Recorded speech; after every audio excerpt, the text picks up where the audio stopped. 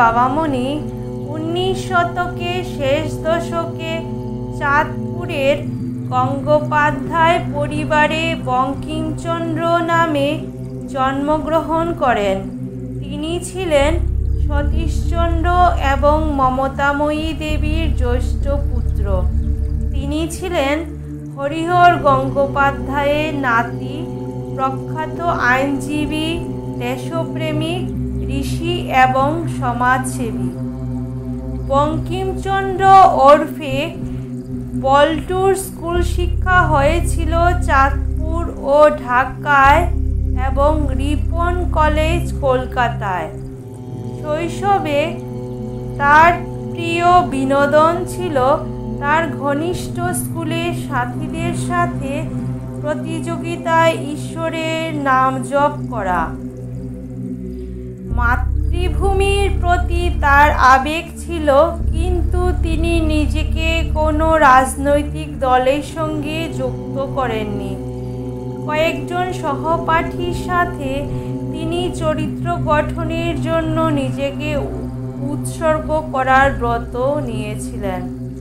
আমাদের সামাজিক ব্যাধির মূল কারণ খুঁজে বের করার চিন্তায় মগ্ন হয়ে তিনি কলেজ এবং বাড়ি ছেড়ে একটি বিস্ময়কর জীবন গ্রহণ করেছিলেন।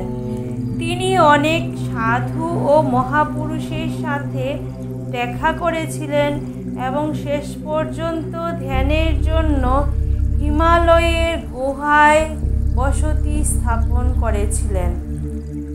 দীর্ঘায়িত ধ্যান তাকে স্থায়ী সুখ এবং জীবনে তার ভবিষ্যৎ যাত্রার নির্দেশিকা দিয়েছে। শ্রী শ্রী বাবামণির জন্মের গল্প তার জীবনের মতোই অলৌকিক। তার জন্মের পর সদ্য জন্ম নেওয়া শিশুটির দেহে জীবনের কোনো দৃশ্যমান ইঙ্গিত ছিল না, যেটি দীর্ঘ 7 দিন ধরে প্রাণহীন সত্তার মতো পড়েছিল। 8ম দিনে যখন শিশুটির পিতা নিশ্চিত হন যে তার ছেলে সত্যি বেঁচে আছে, তখনই তিনি তার পুত্রের জন্মের কথা তার আত্মীয়দের জানান। জ্ঞানযুগ, কর্মযুগ এবং ভক্তিযোগের বিস্ময়কর এবং সুরেলা সংমিশ্রণ যা আমরা বাবামণির জীবনে দেখতে পাই, তা আমাদের কল্পনা করতে পরিচালিত করে যে ঈশ্বর যেন তার সাফল্য নিশ্চিত করার জন্য সেই 7 দিনের মধ্যে ছোট্ট শিশুটিকে সমস্ত ভালো গুণাবলী দিয়ে সজ্জিত করেছেন। তার জন্মের এই অসাধারণ ঘটনাটি বাবামণিকে অঙ্গীকার নিতে উদ্বুদ্ধ করেছিল।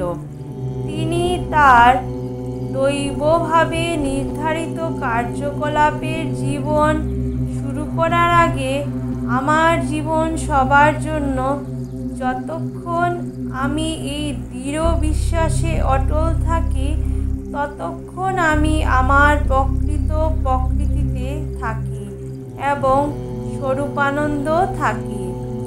ছোটবেলা থেকেই বল্টু ধার্মিক প্রকৃতির ছিলেন এবং বন্ধুদের সাথে তার প্রিয় খেলা ছিল ধ্যান। চাঁদপুর গ্রামে নির্জন মাঠে গাছের তলায় তিনি নিশ্চল হয়ে বসে পড়তেন। ঢাকার স্কুল থেকে ডিস্টিংশনে পাশ করার পর তিনি কলকাতায় এসে সুরেন্দ্রনাথ কলেজে ভর্তি হন। তার কর্মের পথে এবং আত্মগাথান ও ব্রহ্মচর্য প্রসঙ্গ গ্রন্থটি মুক্তিযোদ্ধাদের মধ্যে অসাধারণ ছাপ ফেলে। তাদের অনেকেই এই বইগুলো রাখতেন এবং গুরুত্ব দিতেন, পাশাপাশি বেদের সমতুল্য সম্মানও দিতেন। ফলস্বরূপ বল্টুকে অনেকবার গ্রেফতার করা হয়েছিল, কিন্তু শেষ পর্যন্ত হেফাজত থেকে মুক্ত করা হয়েছিল, কারণ ব্রিটিশ সরকার এই বইগুলোর মধ্যে কোনো অস্বাভাবিক বিষয় স্থাপন করতে ব্যর্থ হয়েছিলেন।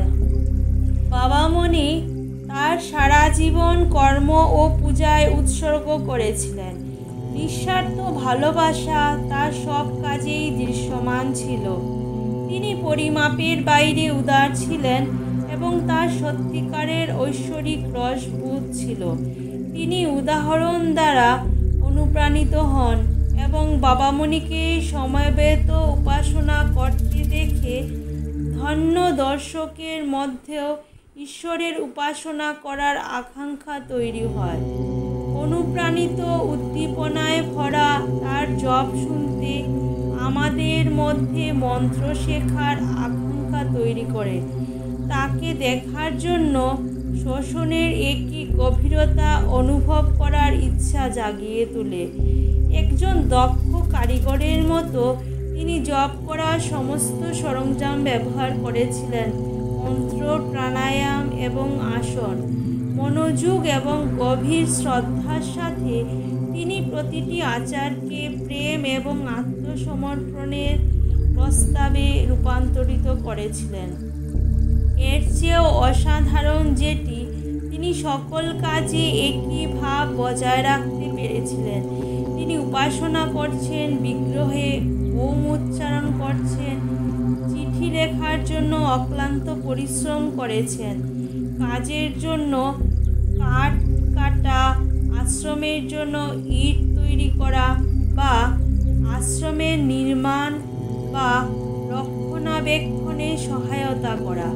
তিনি সেই একই প্রেমময় ভাব বজায় রেখেছিলেন, কারণ তারা সবই প্রিয় ঈশ্বরের জন্য নৈবেদ্য। বাবামণি বলেছেন, আধ্যাত্মিক হওয়া মানে আমরা যতটা নেব তার চেয়ে বেশি দেওয়া। একজন ব্রাহ্মণের জীবনযাপনের অর্থ হল যারা আদর্শ জীবনযাপন করেছেন তাদের আচরণের সাথে সামঞ্জস্য করা। তবেই আমরা সত্যিকার অর্থে নিজেদেরকে সত্যিকারের খাঁটি এবং নীরব ঐশ্বরিক প্রাণীতে রূপান্তরিত করতে পারি। তার গভীর প্রেম, তার স্বজ্ঞাত উপলব্ধি এবং তার আধ্যাত্মিক অভিজ্ঞতা প্রতিটি বাণী ও গ্রন্থে স্পষ্ট। তিনি শুধু বই লেখেননি, তিনি ছিলেন এর আদর্শ ও দর্শনের জীবন্ত প্রমাণ। তিনি শাস্ত্রের প্রতিটি চরিত্রকে এমন তীব্রতার সাথে জীবিত করেন যে আমরা বুঝতে শুরু করি যে এই একই চরিত্রগুলি আমাদের মধ্যে বিদ্যমান। তারপরে আমরা শিখতে পারি কিভাবে আমরা নিজেদেরকে শুদ্ধ করতে পারি, যতক্ষণ না আমরাও আমাদের নিজস্ব দেবত্ব উপলব্ধি করি।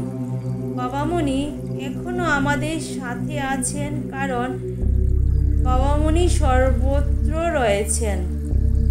শ্রী শ্রী বাবামণির প্রয়াণ প্রকৃতপক্ষে শুধু অখণ্ড সমাজের জন্যই নয়, সমগ্র আধ্যাত্মিক জগতের জন্য এক অপূরণীয় শূন্যতা পূরণ করা অসম্ভব। তিনি সমস্ত চিন্তাধারার মাস্টার ছিলেন। শতের কাছাকাছি সংখ্যা সমগ্র আধ্যাত্মিক বিশ্বের জন্য তিনি রেখে গেছেন অমূল্য উত্তরাধিকার গঠন। তার বই পড়তে, যার বেশিরভাগই তার অপ্রত্যাশিত বক্তৃতার ফলাফল, নিজেকে চূড়ান্ত বাস্তবতার সাথে সামঞ্জস্য করা, এই আধ্যাত্মিক সাধক এবং সাধকের জীবন ও শিক্ষার স্মৃতিতে নিয়ে আসা আমাদের সৌভাগ্যের বিষয়। গভীরভাবে নিরহংকার, অপ্রস্তুত এবং নম্র আত্মা, যার কেবলমাত্র উপস্থিতিতে একজন গভীর নীরবতা এবং শান্তি অনুভব করেছিলেন, যা তার কাছ থেকে ফুলের সুবাসের মতো নির্গত হয়েছিল। শুরু থেকে শেষ অবধি আমার এই ভিডিওর পাশে থাকার জন্য আমার সকল বন্ধুদের জানাই অসংখ্য ধন্যবাদ। আপনারা সবাই ভালো থাকবেন, সুস্থ থাকবেন। আবার কথা হচ্ছে পরবর্তী ভিডিওতে। ততক্ষণ আপনারা সবাই আপনাদের খেয়াল রাখবেন আর ভালো থাকবেন।